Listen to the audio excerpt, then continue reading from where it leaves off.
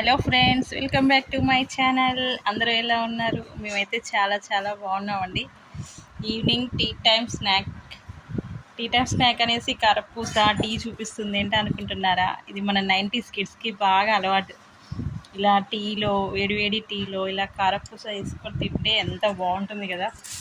ఇప్పుడు మా పిల్లలైతే ఇలాంటివి అనకుండా మంచూరియాలు, నూడిల్స్, ఇంకేం కావాలి కదా అని నీకు గప్చిప్లు, పానీపూరి ఇలాంటివి అడుగుతూ ఉంటారు. Biscuits, cakes, ice creams.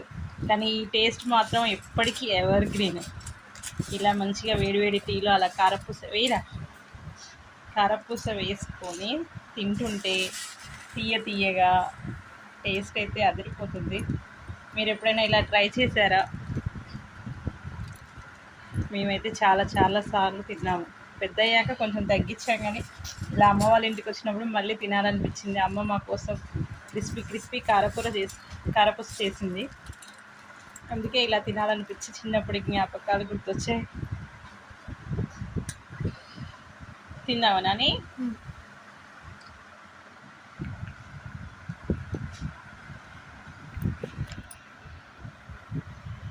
అంతే అండి. ఇలా కొంచెం గ్లాస్లో ఎక్కువ టీ పోసుకొని అంతే.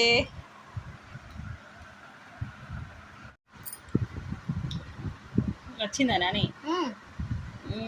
మా బాబుకి అయితే సూపర్ నచ్చిందంట.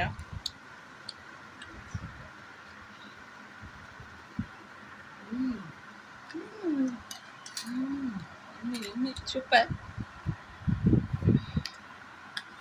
అప్పుడప్పుడు ఇలాంటివి కూడా తినాలి. ఎప్పుడు అవే కాదు, ఫాస్ట్ ఫుడే, చిప్స్.